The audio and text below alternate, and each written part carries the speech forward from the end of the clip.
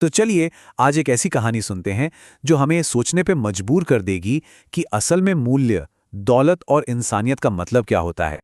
तो कहानी के मुख्य किरदार हैं दिग्विजय सिंह। एक ऐसा आदमी जिसके लिए ये पूरी दुनिया बस उसकी मुट्ठी में है।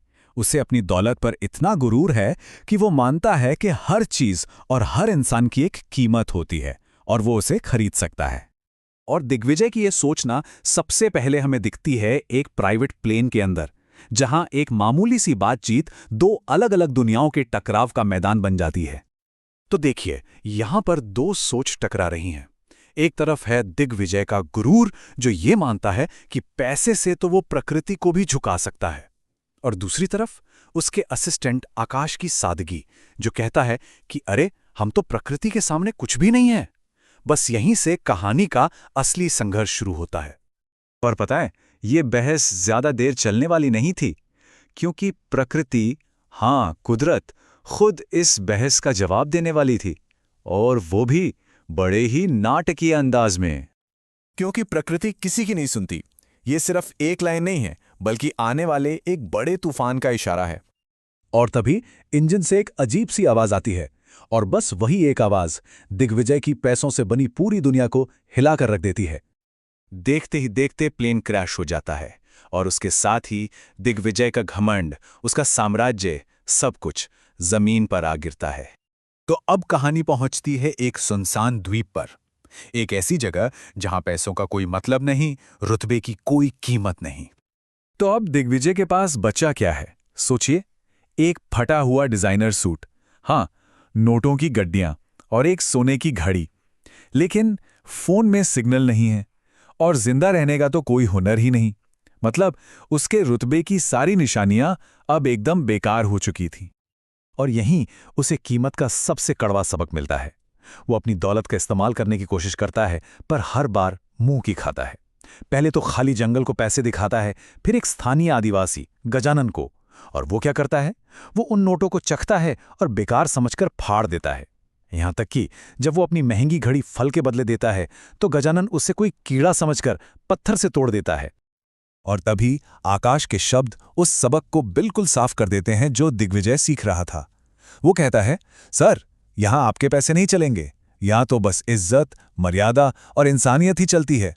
सीधी सी बात, इस नई दुनिया में करेंसी बदल चुकी थी।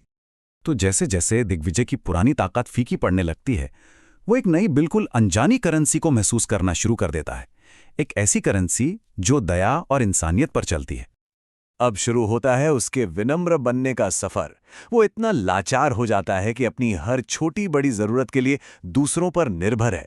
कभी आग की गर्मी के लिए, तो कभी अपनी जान बचाने के लिए। वो पूरी तरह से शक्तिहीन हो चुका था। और फिर वो पल आता है जब आकाश उसे उसके बुरे बर्ताव के लिए आईना दिखाता है, और बस पहली बार दिग्विजय अपनी दौलत से आगे जाकर कुछ सोचना शुरू करता है। कहानी का सबसे अहम मोड़ वो तब आता है जब गजानन एक मछली पकड़ता है। थोड़ी देर तो वो बेबस दिग्विजय को छिड़ाता है, लेकिन फिर दया करके भुनी हुई मछली का एक छोटा सा टुकड़ा उसे दे देता है। और बस इंसानियत के इस छोटे से काम का उस पर इतना गहरा असर होता है कि उसकी आंखों से आंसू बहने लगते हैं। उस एक पल में उसे वो सुकून मिलता है, वो संतुष्टि मिलती है जो उसकी करोड़ों की दौलत उसे कभी नहीं दे सकी। उसका घमंड धीरे धीरे पिघलने लगता है। कुछ दिनों बाद रेस्क्यू टीम आ जाती है, लेकिन जो आदमी हेलीकॉप्टर में चढ़ता है वो आदमी नहीं है जो प्लेन से उतरा था। वो बिल्कुल बदल चुका है। जब दिग्विजय आईने में खुद को देखता है ना, तो उसे सिर्फ फटे कपड़े और बिखरी दाढ़ी वाला आदमी नहीं दिखता। उसे अपने चेहरे पे एक अजीब सी शांति नजर आती है। वो खुद को एक नए नजरिए से देख रहा था। और ये बदलाव उसके आखिरी काम में बिल्कुल साफ दिखता है। द्वीप से जाने से पहले एक पल के लिए वो गजानन को पैसे देने की सोचता है, लेकिन फिर रुक जाता है।